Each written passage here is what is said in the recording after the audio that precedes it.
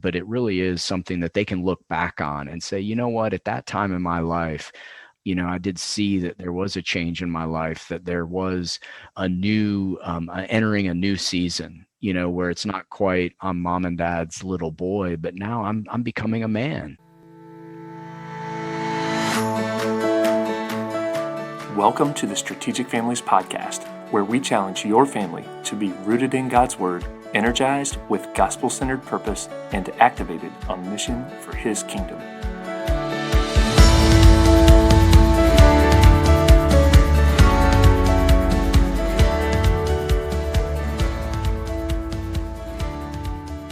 Hey everybody, and welcome back to another episode of the Strategic Families Podcast. Great to be back with you again. I am thrilled that you're going to hear today from my brother-in-law, Dr. Pete Frank, who also happens to be an economist and the provost of Grove City College, which is an amazing school in Western Pennsylvania. And if you don't know what a provost is, you're not alone, but it's basically the chief academic officer of a school. So this is a really smart dude. But today, Pete's not going to get into economics or academics. He's going to talk about one of my favorite subjects on the planet, helping boys grow into men. Wow, I don't think there's ever been a time in our culture that's more important for us to talk about this than right now. Manhood as a concept really just seems to be under attack in our culture, or seen as unnecessary or irrelevant.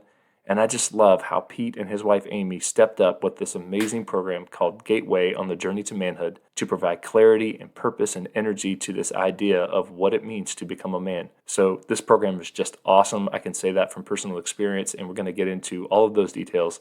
And I would say if you're a mom listening to this podcast, don't think that this is irrelevant. It's totally relevant for you as well. I'm guessing that if you listen to this podcast, you care just as much as your husband about your boy becoming a strong, responsible, caring, courageous man. So check it out and be thinking about your own son or other boys that you know who may benefit from this. It could be the start of something really cool in the life of both your son and your entire family. Just a friendly reminder before we get into the episode, if you haven't already, make sure to subscribe to the podcast. And if this show has been a blessing to you, check out the show notes for a link to our Patreon page, which will help cover the cost of producing the podcast. All right, now on to the show. It is a privilege for me to introduce to you guys and to have on the show today a brother in the Lord and my brother-in-law, Pete Frank. Pete, welcome to the podcast. Thanks for having me here, Graham. It's great to be here. Awesome. Well, it is just so great to have you on. I'm really glad we have this opportunity to talk about a subject that you and I are both really passionate about, and that is raising boys to become men. Specifically, we're going to dive into this amazing program that you and your wife, Amy, have developed called Gateway on the Journey to Manhood. And I'm really looking forward to talking through the details of that. And it's been such a tremendous blessing to us and so many other families. But first, before we get into all that, could you just introduce yourself to our listeners? Tell us about your family and what you do for a living. Sure. Thanks, Graham. My wife, as a previous podcast guest, has given some details, but I'm married to Amy, and we have 5 children, ages 21 to 12, and that's 3 boys and 2 girls. So I've been certainly blessed in many ways with them. And I am an academic by vocation, and I'm an economist. I've been a professor for a lot of years, and now I happen to be in administration, and I have the privilege of serving as provost at my alma mater, which is Grove City College in Western Pennsylvania. Before we get into all this Gateway stuff, can you talk to us about, current exchange rates and, other things like that? No, I'm just kidding. No, we're going to focus on young men, and I'm so excited about this. Okay, we are definitely going to get into Gateway and all of the awesome opportunities that it provides. But I want to start by just setting the stage here a little bit. And I think a lot of our listeners will identify with this. I don't know about you, but it's true of me, and I think it's true of a lot of other men, that when I was growing up, I never really had a clear idea of what a man is or should be. I never really knew when I became a man, which sounds kind of silly, but I think this is true of a lot of men. I just kind of slipped into manhood. It's looking back, it's kind of like, well, when did it happen? Was it when I turned 18 and could vote, or how about 21, or when I graduated college, or got my first job, got married, first kid? There's so many different ways you could define manhood. I think so many men grow up and we're just kind of like, well, I guess I'm a man now. And, obviously I'm teeing you up here with this question, but I wonder if you could just talk about this problem and then why, addressing this problem became such a passion of yours and Amy's.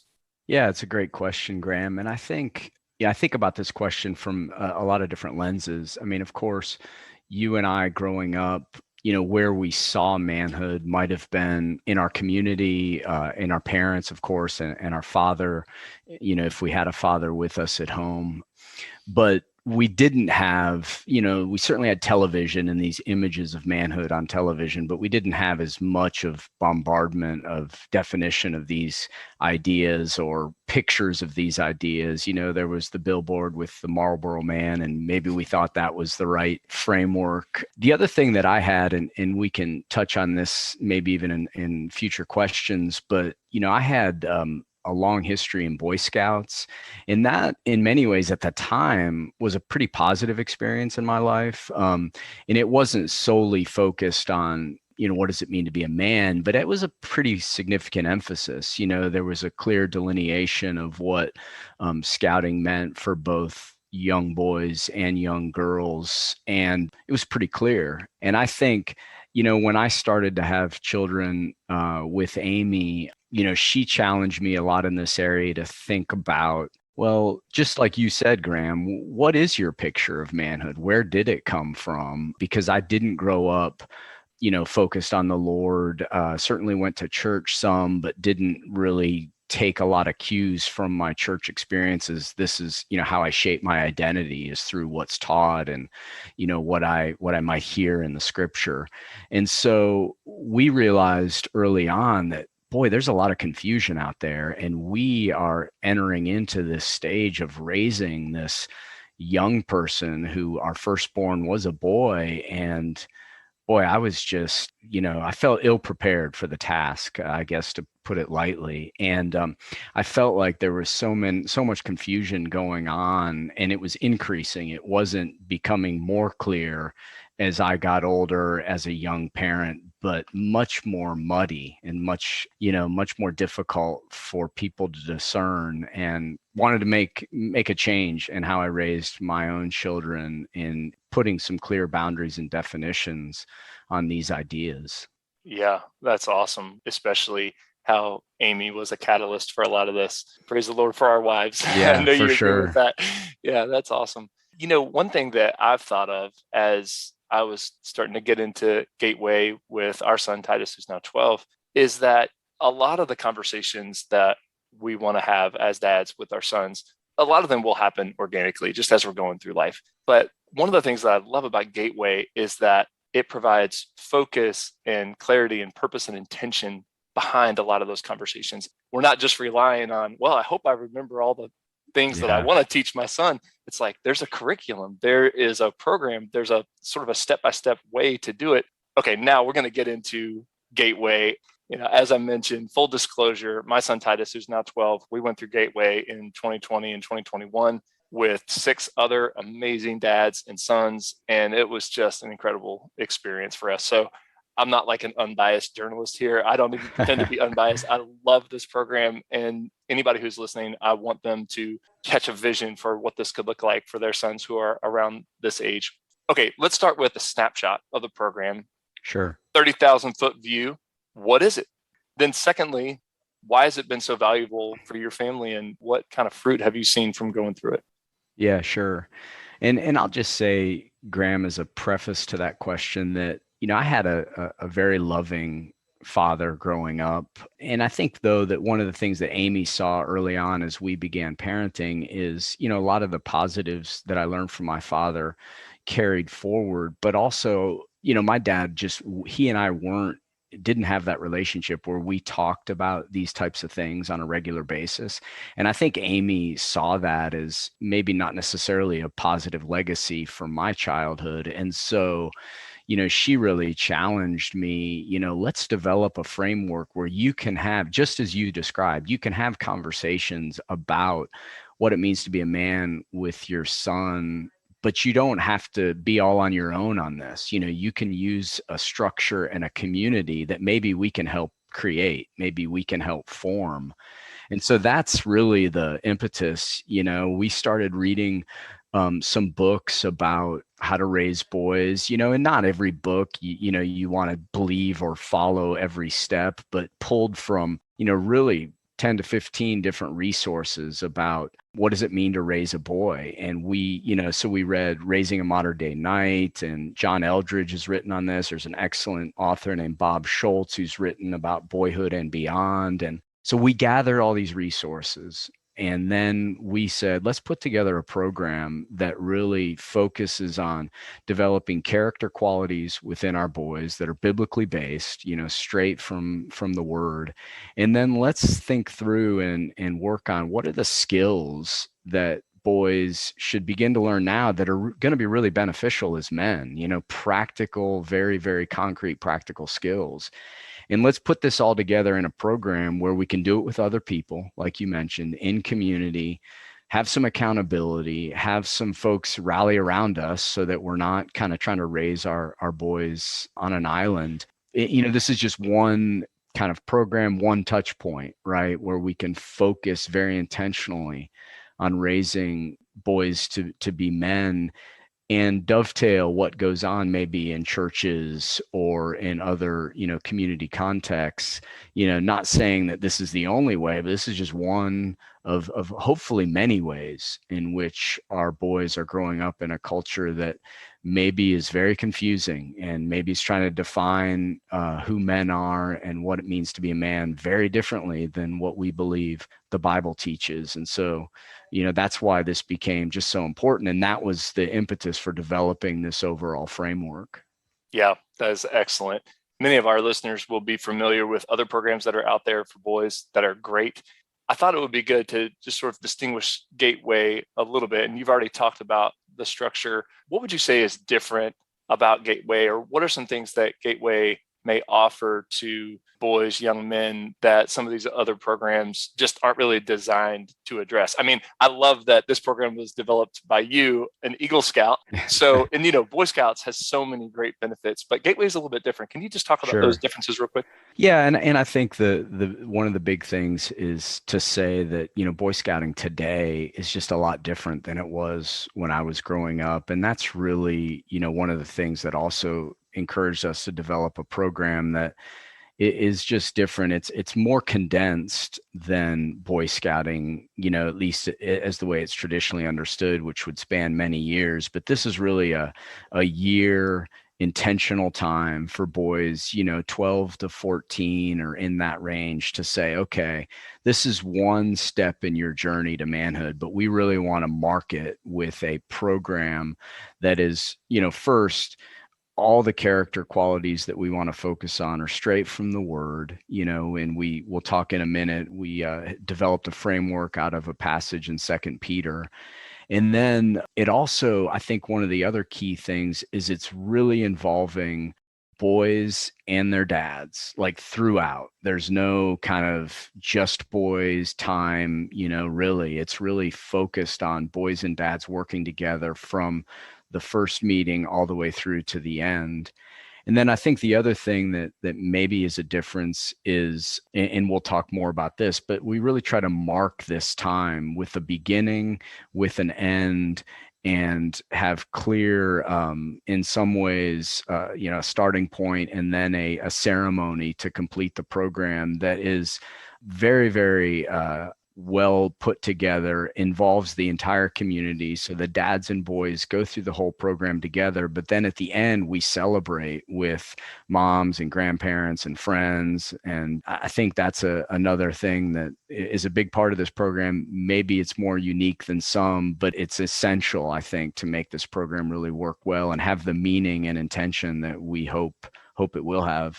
That's great. Now, I love the difference that you drew out between a program that can span years versus this, which is more concentrated and I would say more of a commitment. I mean, I think it's pretty typical. It was true of me. I started on Boy Scouts and then, got into sports and just kind of Sure. slipped off and never came back to it. I don't know how typical that is, but there was never really all that much of a commitment that I had Mhm. to make. And with Gateway, at least the way we ran it here in the Charlotte area, it was definitely hey, are you committing to this or not? And if you are, awesome. That means certain things. there was a follow-up and accountability and that kind of thing. So let's talk about these character values that you mentioned, and I want to get into the life skills as well. So you mentioned 2 Peter. You don't have to go through every one of them. I'm just going to read this passage real quick because I think it's so powerful, and I wonder if you could just sort of talk about them as a whole and why they're so important in the life of a man. So 2 Peter chapter 1, starting in verse 3, his divine power has given us everything we need for a godly life through our knowledge of him who called us by his own glory and goodness. Through these, he has given us his very great and precious promises so that through them, you may participate in the divine nature, having escaped the corruption in the world caused by evil desires. For this very reason, make every effort to add to your faith goodness, into goodness knowledge, into knowledge self-control, into self-control perseverance, into perseverance godliness, into godliness mutual affection, into mutual affection love. For if you possess these qualities in increasing measure, they will keep you from being ineffective and unproductive in your knowledge of our Lord Jesus Christ.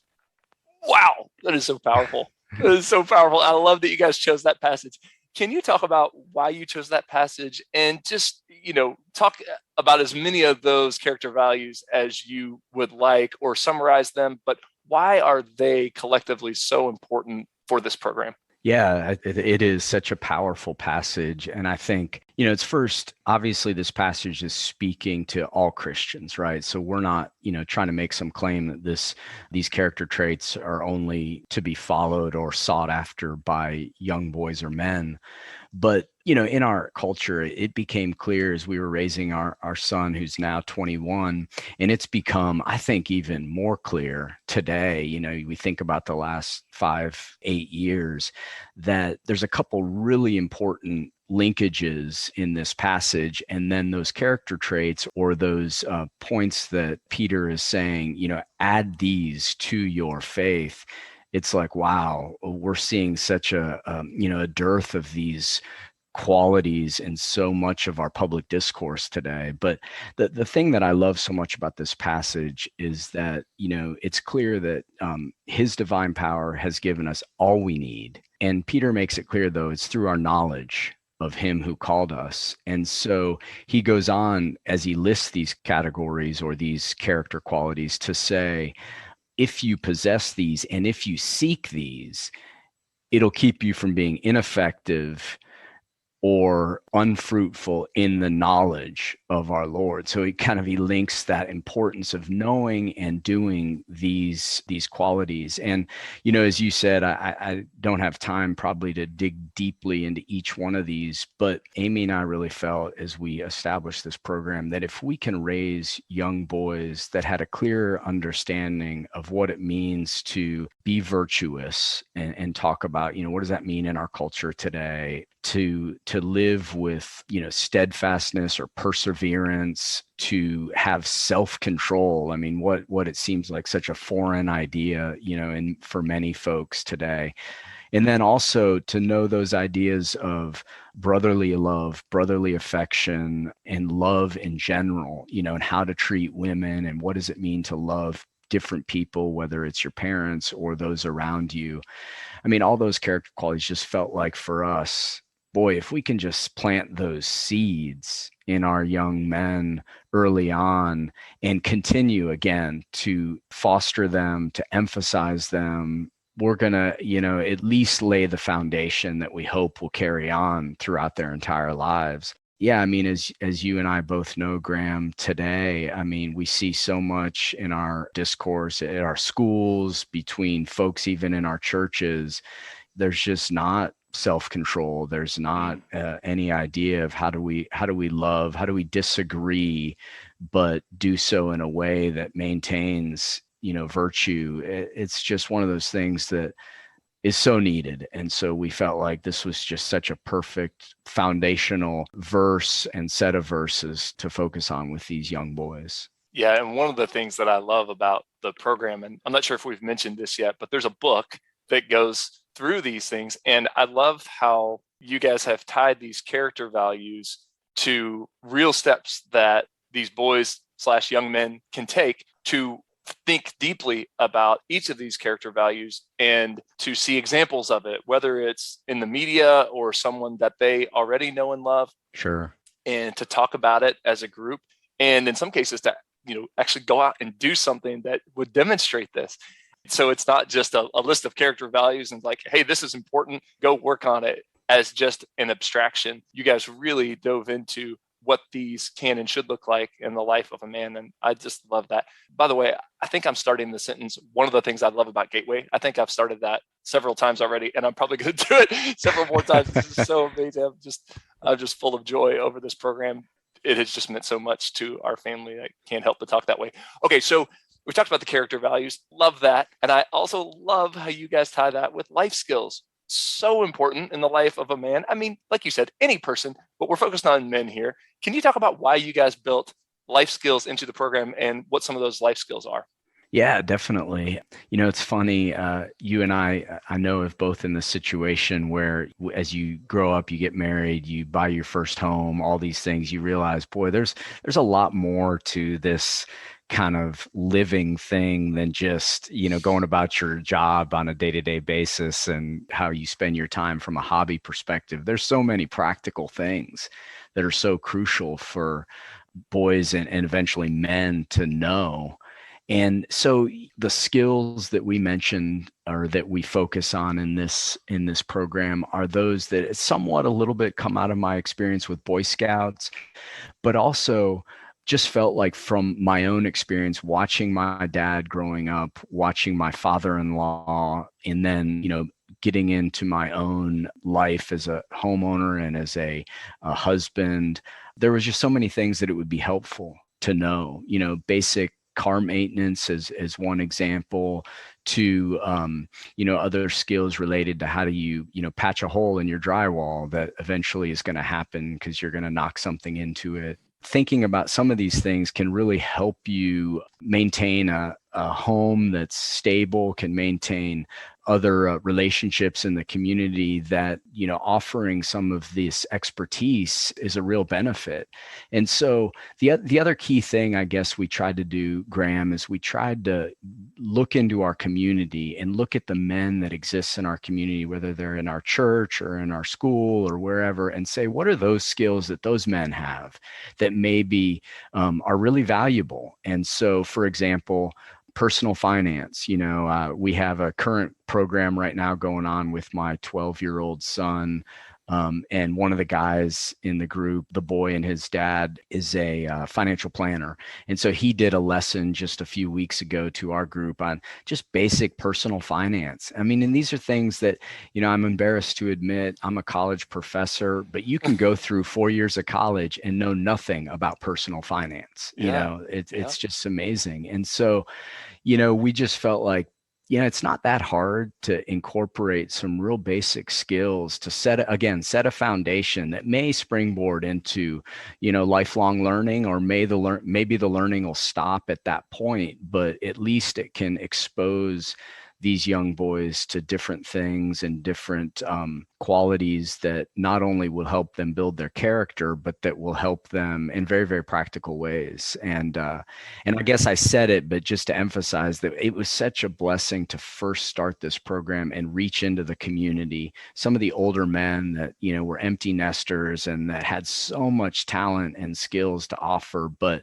they didn't really have those outlets anymore. And to say to them, hey, can you help us? Can you teach our boys what it means to change the oil, or how to actually go through that process, or like I said, personal finance or first aid and survival skills, or some basic things that dovetail with what I learned in scouting, but really can help young boys in ways that not always are foreseen initially.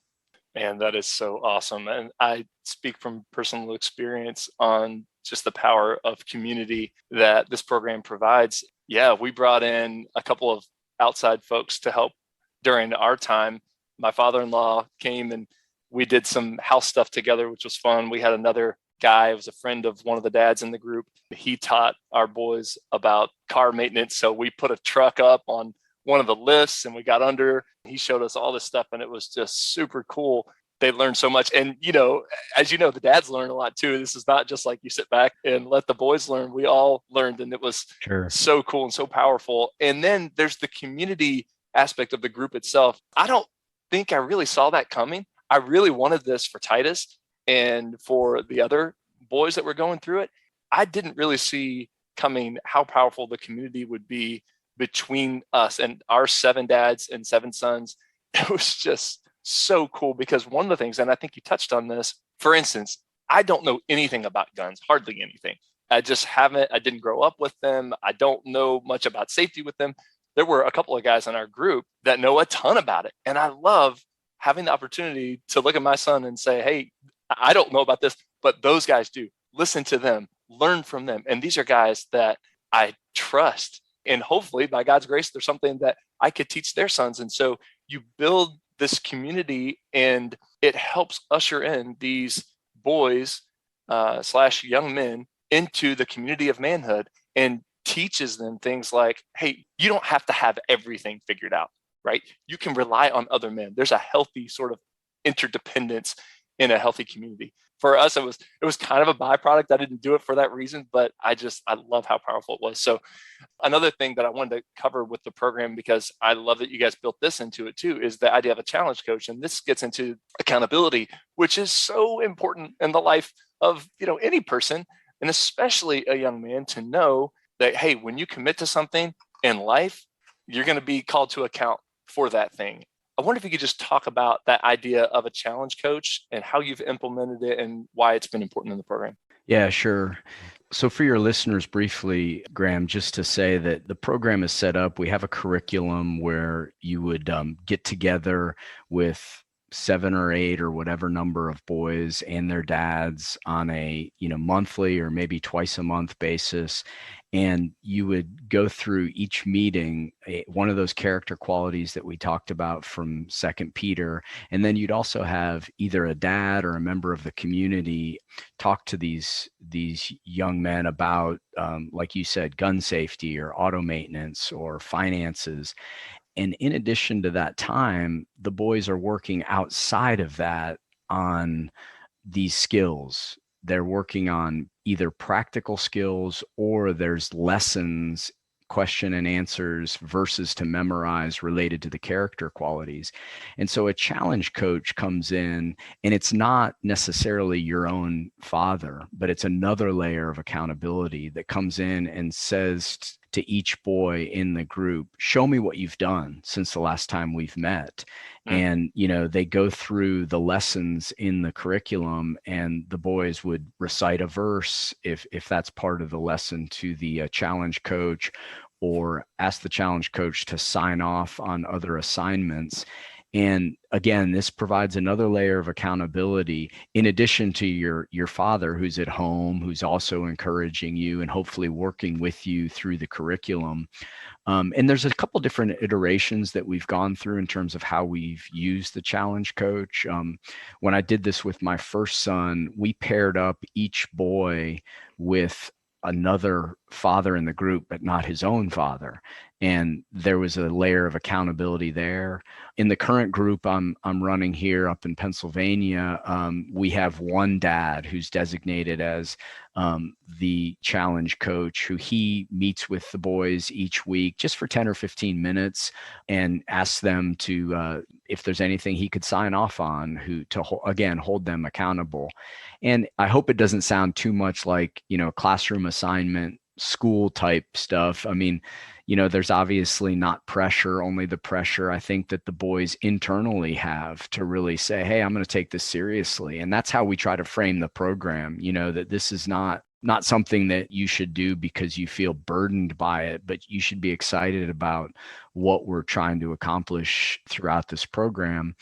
And we're going to hold you as accountable as you want to be on some level, but also we're going to push you. We're not going to all sit back and just kind of go along for the ride, but we're going to say, hey, are you learning your verses? How can we help you? How can we work together to make this a successful time? Right. So powerful for a young man to get a picture of what it looks like in the world, to say, I've committed to something and now someone is asking me about what I committed to. Yeah. I mean, what a huge life lesson. I mean, that is going to be useful for all of life. It doesn't have to be a guilt thing or a shame thing or anything like that, but it is holding up a mirror and saying, hey, you wanted in on this program, right? Part of the program is memorizing this verse, right? Did you memorize the verse? And you know what is so cool is even if the answer is no, there's a value there. There's a lesson there. And if the answer is yes, I mean, that's great. They followed through on their commitment. If they didn't, hey, no shame, but that's a deal. Like if you get a little gut check there, maybe that's a healthy thing. Next time, let's try to step it up. Accountability, so important. Okay, last big picture topic on Gateway. I read this in Raising a Modern Day Knight, which I know you referred to as one of the things that you base the program on. This is by Robert Lewis. He goes into the power of ceremony. Mm-hmm. Oh man, I couldn't agree more. And in that book, he talks about make it a big deal, make it something that the kids will remember. When we did it back in June of 2021, so powerful. I don't think I realized how powerful it would be. We had dads up there laying hands on their sons, blessing them. We had, like you said, moms were there, siblings were there, grandparents were there. It was just a beautiful thing. It's something that I'll never forget. And I wonder if you could just talk a little bit about why you implemented that and why it's so powerful and why it's so important.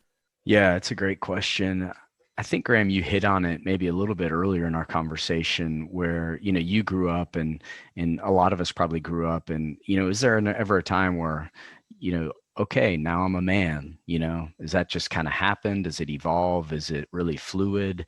And on some level, there may be some truth to some components of that, but I think in my reading, you mentioned Robert Lewis and there's a couple other great books on this, that rites of passage are really, really important for people as they transition. And, the Jewish culture has this kind of well entrenched with like a bar mitzvah ceremony. There's similar cultural transitions. I know for young women in a lot of Latin American cultures, there's a similar ceremony. And what we felt like is we want to have this ceremony that creates a transition moment, that these young boys are entering a new season of life. You're no longer a little child. You're not a full grown man at age 13 or 14, but this is a really important marker to say, we trust you.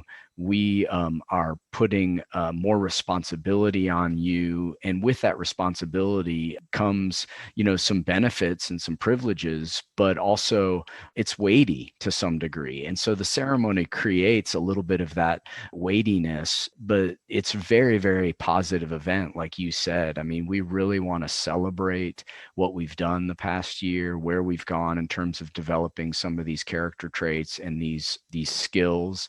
But we also want to bless these young boys and pray over them and say, today marks an event that's a change. And it's not mystical. It's not one day you're a boy, the next day you're a man, as we've already said, but it really is something that they can look back on and say, you know what, at that time in my life, I did see the difference. I did see that there was a change in my life, that there was a new, entering a new season, where it's not quite I'm mom and dad's little boy, but now I'm becoming a man, and that's a really, really important transition. And I think, it shouldn't only be at, 13 or 14, but I think that's a really crucial time that this should be marked in young boys' lives. And it's a really exciting and just powerful time that we felt like not our original idea, certainly borrowed from a lot of resources, but have tried to really build it in an intentional and powerful way. Wow. Pete, you're going to make me cry just thinking about it. It's so powerful. I mean, when we did our ceremony, this was back in June 2021, we made a big deal out of saying, we're not calling you a fully grown man. We didn't do that. But what we did say is, we're not going to call you boys anymore. We're going to call you young men. Mm-hmm. Like you said, that has meaning, that has value. The word picture I have in my mind right now is on the timeline of a life of a man from boy to, old age or however many years God gives us on this earth. We want this to be a hash mark. We want this to be a moment that you would look back and be like, yeah, that was a big deal. Mm-hmm. Back in June 2021, I remember when I was in that room with my dad, who laid his hands on me and blessed me in the presence of a community. And there were other men who were doing the same thing with their sons. I mean, I don't even know how to put it into words. It was just such a beautiful thing. I just love the legacy that you guys have passed on. I'm just so grateful for what you've done in this curriculum and how you've passed it on to me. I know of another group that's going on down here in the Charlotte area. It's just awesome. And I would love for this thing to just kind of explode. For anybody who listens to this episode and maybe is interested, we're going to put a bunch of details in the show notes. I'm going to put something up on the website for folks to be able to check out. So I'm thinking of a dad who might be listening to this, or maybe a mom who's listening to this. And it's like, yeah, I want to get my husband involved in this. Yeah. So this is the how part of the interview. Can you give us a quick, and you already did this a little bit, but can you give us a quick snapshot? What ages are we talking about? What would be maybe even the first step for a dad to get started on this? Yeah, sure. I think in all these answers, there's a little bit of fluidity, Graham, but I would say 12 to 14 is about the age range that's ideal for this. Certainly it could be based a little bit on the maturity level of the child. And I think the way that we've designed it is a group of probably 6 to 7 dads and 6 to 7 boys is ideal. I have a group right now going on that's a little bit bigger because one of the dads has twin boys, which is really exciting to see, them going through this together. But I think that the key is to reach out into your community. If your son has a friend who's, same age and there may be an interest, talk to that dad. And then the way it worked for me in this current iteration, as I said, I'm going through this for the last time with my youngest son, Miles. And I talked to one of the first people that I became friends with. I've only been in this community 2 years up in Grove City, Pennsylvania, and he just got really excited about it. And then he talked to like 2 of his friends that I hadn't even met, and they got really excited about it. And then I went to 2 of my neighbors that live actually right next door and 3 houses down, and they said, yeah, that sounds interesting. And so we met. And I think this is the key, to meet with these folks, no pressure, no commitment meeting, lay out the program, but then say, hey, we need to commit. If you want to do this, the doors are wide open. But if you say yes, really commit to this. And then, as we said earlier, it's about an academic year, the way we've structured the program. We start our first meeting in mid-August and go through about mid-June. We've done it actually 2 different ways. Right now, we're doing a program that's meeting once a month for about 3 to 3.5 hours. That it's usually either a Friday evening or a Saturday afternoon or evening. The first time I did this program, we actually met twice a month, and we only met probably for about an hour and a half to 2 hours, but 2 different meetings. Sometimes with scheduling, that becomes a challenge. But, I think the commitment is key. I think, folks don't necessarily like to give always hard and fast commitments in our day, but we've said, here's the schedule. Go home with your wife. Let's pick dates that work, and then let's commit to them. Let's not plan any camping weekends or vacations, or, let's work around soccer games. And, honestly, if you have to miss one event that your kids are doing, it's probably not the end of the world. I think it's a good to even foster that within the culture of the group, that let's make this more of a priority than even some other things that are good, just for a season, for one year. That seems to work pretty well if you get folks excited and cast the vision. And that's what I love doing. And, like you said, you're going to give more details to your listeners, but I'm happy to talk about this with anybody who wants to reach out to me individually. And I know you feel the same way. Sure. Yeah. No, that's excellent. Yeah. Lots of different ways this could look. I love what you said about the commitment and working around it. And my joke, well, it wasn't really a joke early on, was like, hey, don't commit to this until you have a wife approved commitment. Yeah. Go home, take this to your wife. And, I sort of cast the vision. Man, when you cast the vision, guys get on board. It's so exciting. You just got to make sure that this can meet reality. So go home, work this out with your wife, put it on the calendar. Especially when we did the ceremony, the wives/moms got to come. It was so cool that they got to see it and be a part of it. And man, it was like they caught the vision too. And I love that about the program. So we will provide details on the website and in the show notes, and allow people to contact you for further information if they want to get going on this. Just if I could cast the vision a little bit more right now, I want to give dads a picture of what this looks like. We did, like I said, we did the car maintenance thing. We did a camping weekend and did some fishing and mountain biking. It was so much fun. So much fun. We did home maintenance stuff. We did stuff like playing capture the flag at night.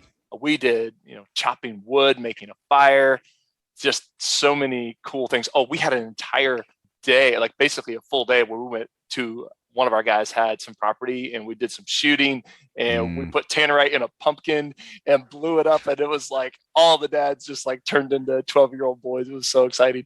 So we loved it. There's so many different ways that you can make the program look. And I promise you, any dad and son out there, if you make this commitment, you will never regret it. Investing in your son in that way is just going to be such a blessing for you and so many other people. Pete, thank you so much for your time. You and Amy for the work that you have done on this program to bless us and so many other families. What a tremendous blessing. I hope that other people can catch the vision for this and get on board and do it for their families and their sons. I am convinced that this is part of building a legacy of men who honor the Lord and who will be responsible, productive men who love their wives well and contribute to their communities. Just so excited to share this with other people. So thank you so much. Thank you, Graham. It's been a great pleasure. I appreciate your time.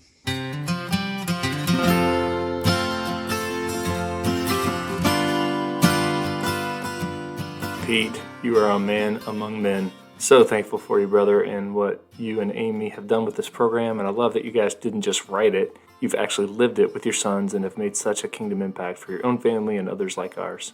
Thank you so much. As I mentioned, there's a book that goes with the Gateway program, and you can find that link in our show notes, so check that out. How cool would it be if you got this going in your community for your sons? Trust me, if you do this, the impact will be huge, and you'll never regret it. Before we sign off today, I've got a little treat for those of you who have stuck around to the end of this episode. We're going to hear from some of these young men who have been through the program, and one who is actually going through it right now.